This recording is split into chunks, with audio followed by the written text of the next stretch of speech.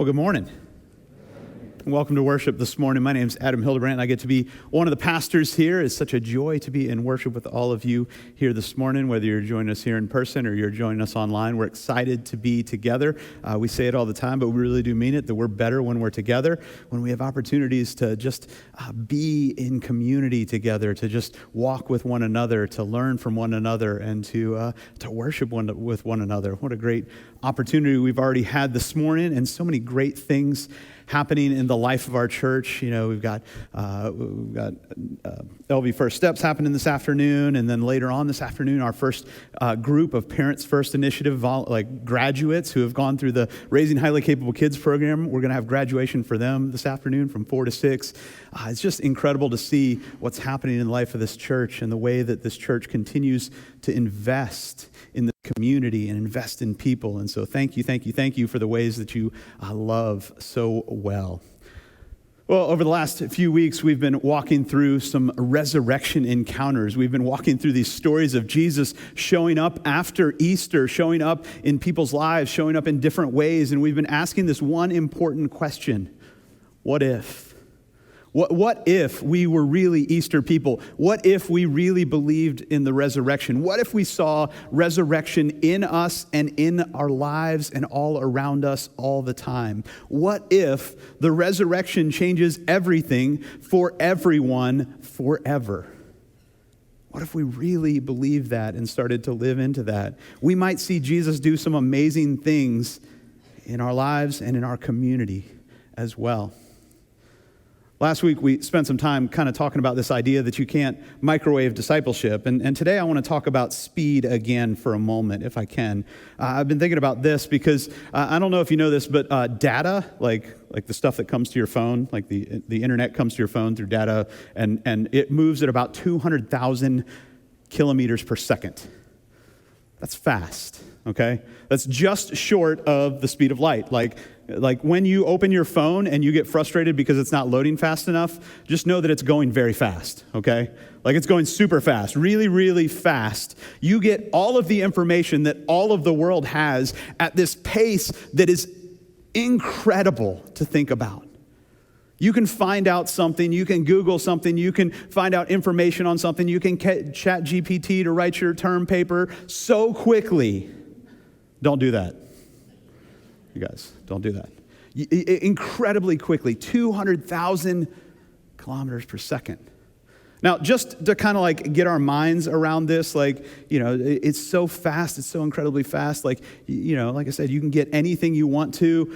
You can download Taylor Swift's new album. It can be ringing in your ears, whether you like it or not, at 200,000 kilometers per second. Like, just incredible to think about. And you can quickly figure out if you like it or not and post your opinion on the internet really, really quickly. Nobody else listened to it this week? Don't lie to me. Oh, yes, both of you. Good. All right. Not a bunch of Swifties here. I don't know what's got, I'm getting canceled on the internet somewhere right now. I just want you to know that, somewhere, somehow. So in comparison, planes move pretty fast. Planes can get you around the world in under a day. Planes move at about 500 miles an hour.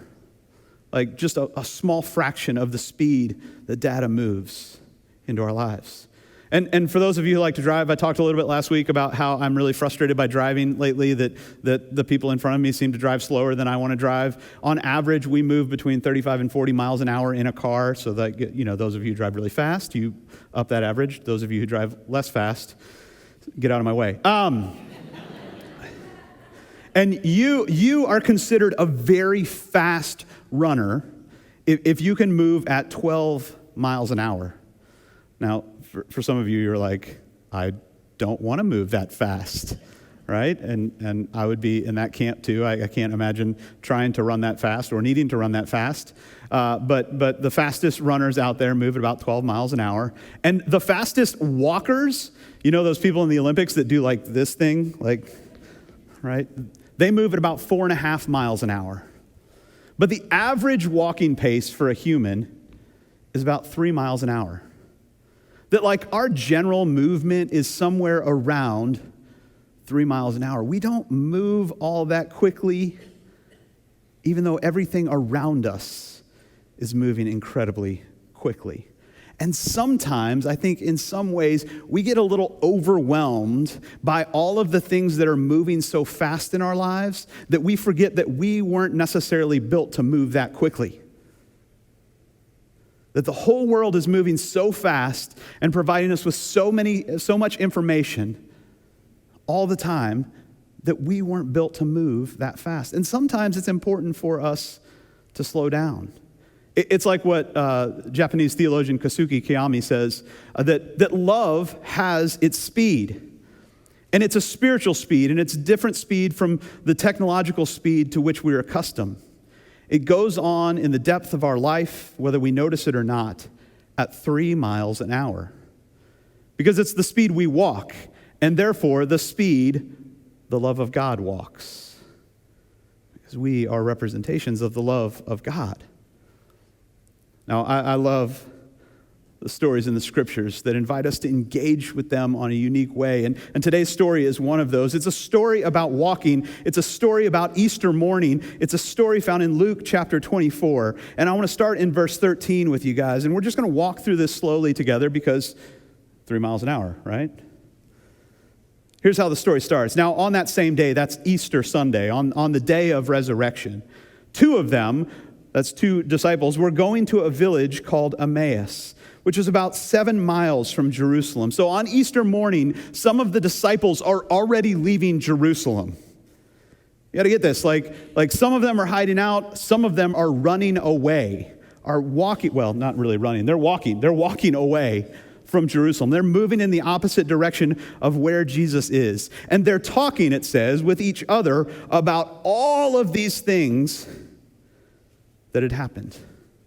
All of the things in their news feed, all of the things that they bumped into that day, all of the things in the newspaper, all of the things on the TV news. They were talking about all of the things that had taken place and trying to figure it all out, trying to put it all together, trying to make sense of the world around them and the experiences that they were having in it. And they were overwhelmed. The scriptures even tell us that they looked sad. And talking with each other about all the things that had happened. And while they were talking and discussing, Jesus himself came near and went with them. So the other disciples show up to the tomb. They're like, where's Jesus? Well, he's walking with these guys. He's out for a walk.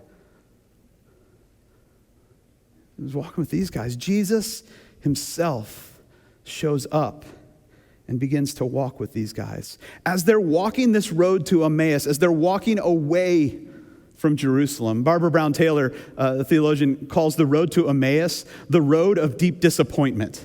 That this didn't turn out the way that they thought it would, and so they're leaving. They're getting out of town. They're moving away from their sense of disappointment and all the things that they had thought was going to happen, and they're walking away. But Jesus comes near and goes with them. I don't think that we can emphasize this enough. Jesus comes near to them and goes with them. They're walking away from where he was. They're walking away from him, from where he told them to stay. They're walking away from the place where they might encounter Jesus, and Jesus goes to where they are and goes with them. I think this is the most beautiful example of empathy that exists. If we wanted to define empathy really easily, we could do it like this: being near to someone and walking with them. That's what that looks like. We could all use a little bit more empathy in our lives. We could all use some people who would come near to us and walk with us. The second best definition of empathy I've ever heard is John Acuff, the author, who says it this way, that empathy is simply caring about the things that the people you care about care about. So Jesus shows up and he gets close to these disciples who are bailing out on the whole Jesus thing. He gets close to them and he walks with them and he has a conversation with them and he engages with them. While they were walking and talking, Jesus himself came near and went with them, but their eyes were kept from recognizing him, it says. which I think is just a fascinating thing. I think, I don't know. I don't know why their eyes were kept from recognizing him. Maybe Jesus is like pulling some sort of like undercover boss thing. Like he's just showing up and he's got a bad mustache and like a wig on. He's just wanting to make sure that they're doing what they're supposed to be doing, even though they're not doing what they're supposed to be doing. But I don't think that's the deal. I think their eyes were kept from seeing Jesus because they were so focused on their own issues in the moment. They were so focused on what was going on around them, on the experiences that they had had, and the stories that were being shared, and the things that they knew, and what they heard from other people, and these gradually widening circles of issues. And because they were so consumed by all of these issues, because they were so consumed by all of the things that were happening around them, they couldn't see Jesus right there with them in that moment. And I imagine most of us have been there at some point in our lives. Or we're there right now, here today. Where we feel like we can't see Jesus because all we can see is the issues and the problems that surround us. And here's the thing that I worry about as a culture. Here's the thing that I worry about for us as a church is sometimes we get so caught up in all of those other issues that are outside of our issues. We get so caught up in all of these things that are happening all around the world that are hitting our brains at 200,000 kilometers per second that we don't know what to do with them. We don't even know what to do with our issues, let alone pile on other issues that are happening around us. That sometimes our brains just can't process all of that. And sometimes I think all of those things compound to keep us from seeing where Jesus is walking with us.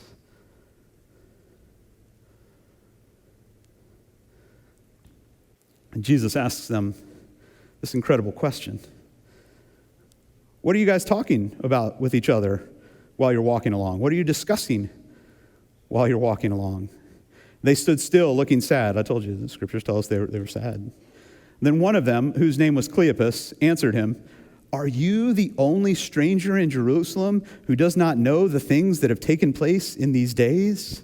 Are you the only one that doesn't know what's going on? Are you the only one who hasn't refreshed their news feed lately? Are you the only one that doesn't know what's going on?" But I think Jesus does something amazing in this moment. He does what so many of us miss the opportunity to do. Jesus doesn't just show up and go, "Ta-da, I'm here. Like, I'm here to solve your problem. I'm here to give you the answer." Jesus shows up and goes, "Hey guys, how's it going? How's it going?" Which I think is a funny thing because we all ask each other that all the time. We're like, "How's it going?" Good, man, good," as we walk on by. "Hey, how's it going?" Doing all right. Which means that they're doing terrible, right? Like that's like our new code word for things are falling off the wagon. It's not good. It's a bad situation. Things are getting bad. Jesus goes, what's going on? Jesus, you're the only one who doesn't know what's going on. But I think Jesus wants them to walk through this process with him. Now, resurrection happens in a moment, but change takes time. Change takes time. And Jesus isn't trying to figure out what the hot button issue of the day is for them. Jesus is trying to figure out what the real issue is, because most of the time, the issue is not really the issue. Isn't that the truth? Like when we have a conversation with somebody and they say, blah, blah, blah, this is going on. Like if you can't kind of keep asking questions, you find out that issue is not really the issue, that there's a whole bunch of other issues underneath that. That there's lots of other things going on in people's lives. And sometimes, inadvertently, we want to just tag things as the issue, and we never really get to figure out what the other issues are that are going on. And we get so focused on the issue of the day, the headline of the day, the thing that's going on, the thing that everybody's talking about, that we miss this opportunity to really dig deep and really hear people's real issues. I think Jesus wants to cut through all of the noise and all of the news feeds to get to the truth of what's going on in these guys' lives, and to get to the truth of what's going on in our lives. Jesus, are you the only one who hadn't heard what's going on in Jerusalem? And Jesus asks us this great follow-up question. Verse 19, he asked, what things? He wants them to unpack this for him. He wasn't just going to take the first answer. He wasn't going to take the simple thing. He wasn't going to take the label. He wasn't going to take the issue.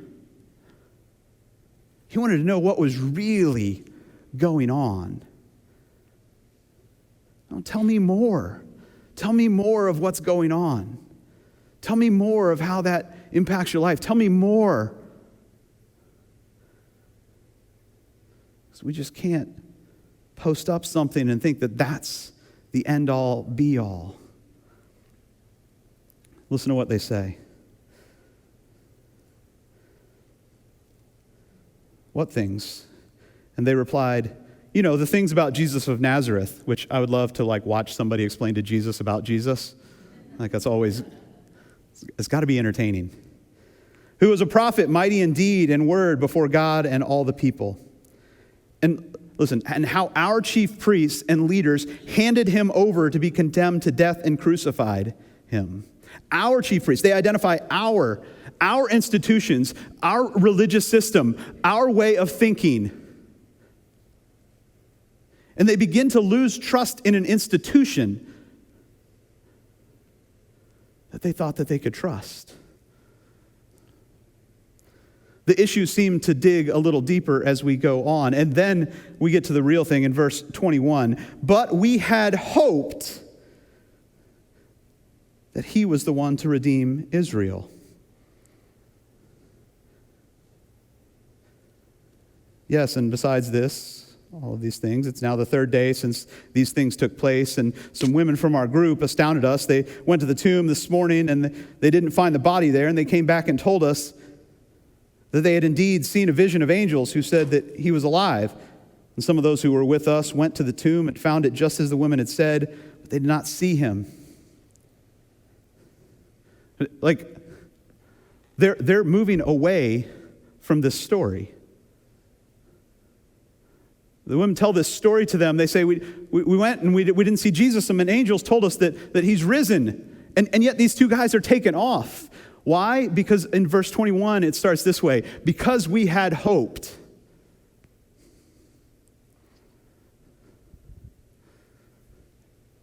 And now we find ourselves disappointed and disillusioned and not sure where to go from here. Our hopes and our dreams didn't match up with our reality. And now all of the things that we hoped for, we don't see any way that they'll be reality. This is where so many of us live. When we unpack all the issues, when we get to the bottom of things, when we move below that surface thing that we all want to talk about, that newsprint for the day, whatever it is, that big issue, when we start really digging into the issues, what we find is that somewhere, somehow, we had hoped that something would be some way, and maybe it's not exactly like we had hoped. We had hoped that things would get better. We had hoped that they would get it together. We had hoped that we would have more, we would be able to retire by this point. We had hoped that we could find a job that pays more. We had hoped that we could buy a house. We had hoped that we'd be married by now. We had hoped.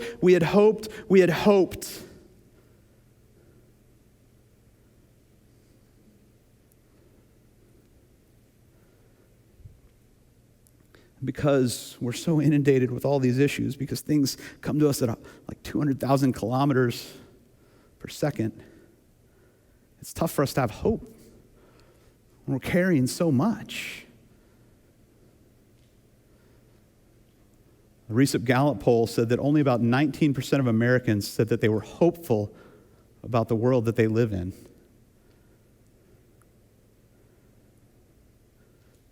A recent study that I saw the other day said that 2/3 of parents feel burnt out from the demands of parenting in this modern culture. That the demands of parenthood frequently left them isolated and lonely, and almost half of them felt like they had no support. And 4 out of 5 parents would value a way to connect with other parents outside of work and home.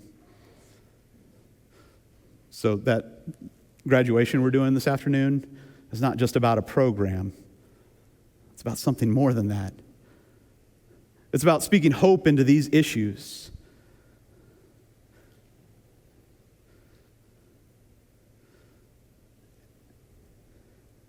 We had hoped, and all of us, I think, need to find hope again.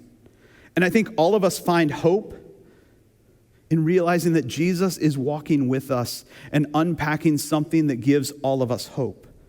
The story of reality that's all around us. The story of God at work, both in the past and in the present, and hoping for the future. That's what Jesus does. That's what Jesus says. When they finally get to the point where they stop talking about all the things that they're dealing with, when they stop sharing all the things, Jesus gets a chance to talk. And at that point, he's earned the right to be heard by listening. He says, oh, how foolish you are, how silly you are, and how slow of heart to believe all that the prophets had declared. He doesn't call them foolish because of all their issues. He calls them foolish and silly because they've lost hope. And Jesus is standing right there with them. Because Jesus is with them, there is always hope.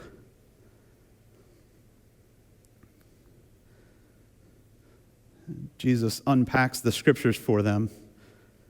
He tells them the story of hope, the story of God at work through all of humanity's story, pointing to that moment right then, right there. He doesn't make it about an issue. He helps them see their issues in the light of Scripture, in the light of hope, in the light of possibility, in the light that God is still moving and God is still active.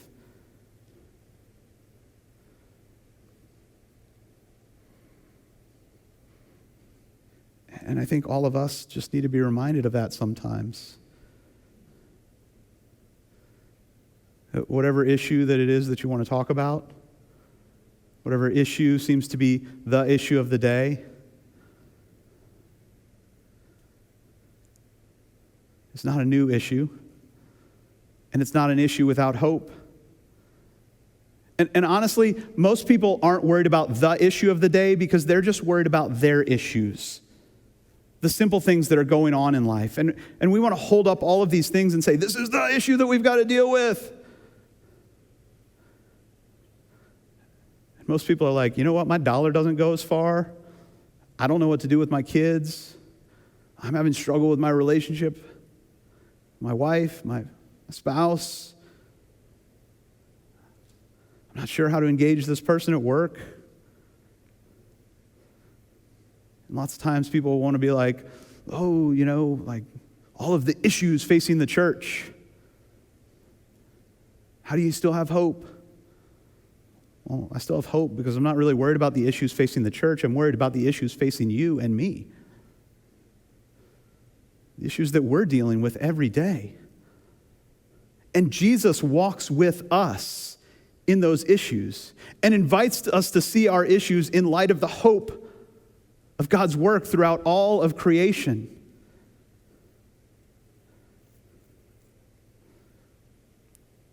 Because Jesus always shows up to people. And Jesus wants to engage with a who, not a view.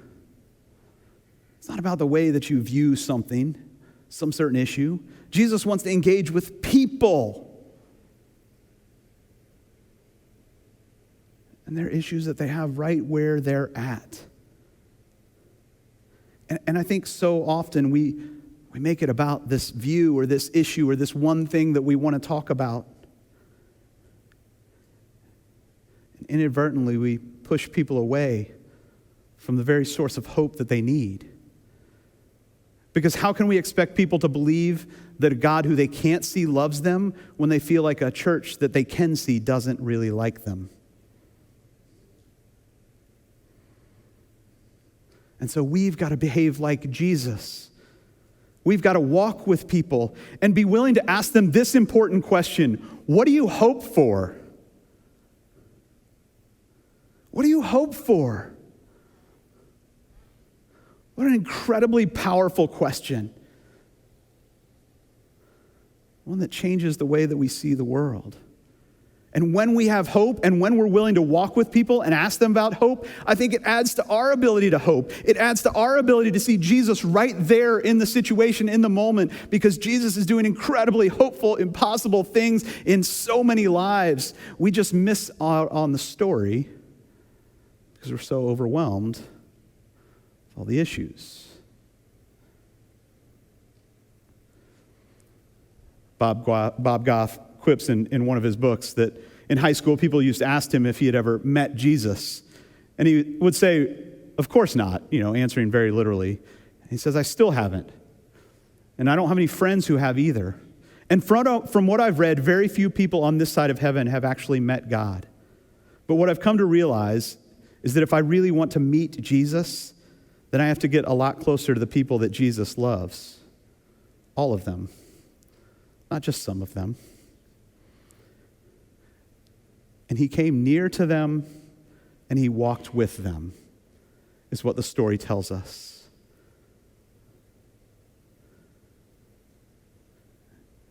Because Jesus walks with them, we know that Jesus walks with us. And if Jesus walks with us, then we should walk with others. And invite them to see the possibility of hope. And to see Jesus in them.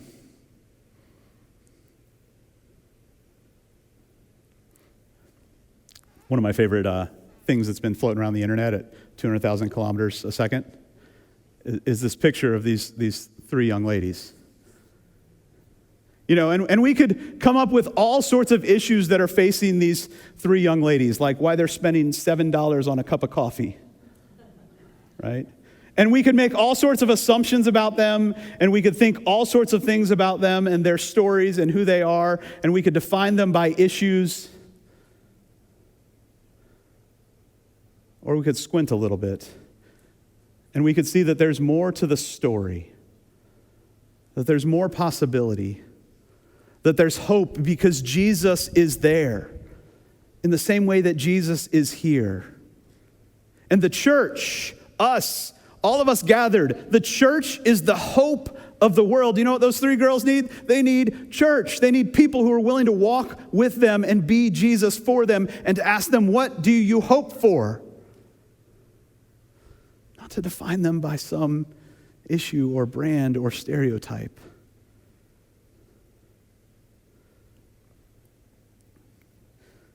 If you read to the end of this story, those disciples get to the end of the journey walking with Jesus as he unpacks all of the scriptures. And he looks like he's going to keep on going because he's got other people to stop and visit. But they say, no, stay with us, stay with us. And they sit down and they have a meal. And as Jesus breaks the bread for them, they finally see him for who he really is. And then they start talking and they say, weren't our hearts burning when Jesus opened the scriptures for us? Weren't our hearts burning when we finally saw that there is hope? Gosh, I don't want to have a beating heart. I want to have a burning heart. Because I've got hope that God can still do amazing things because Jesus is walking with me, and I hope that Jesus is walking with you. And my heart burns to help people find hope in Jesus. Whatever issues that we might think are keeping us from that hope, whatever issues we might think are keeping us from seeing Jesus, Jesus is still coming near to you and going with you. So there is always possibility. If you walked in this room this morning, if you're joining us online and your heart feels cold, it feels like it's barely beating, Jesus draws near to you and says, "What's going on?" And offers you the hope of a God made known who walks with us, cuts through all the issues, all the labels, all the things that we think separate us from him, and wants to set our hearts on fire to walk with others. What do you hope for? I hope that we're a church full of people with our hearts on fire to walk with others.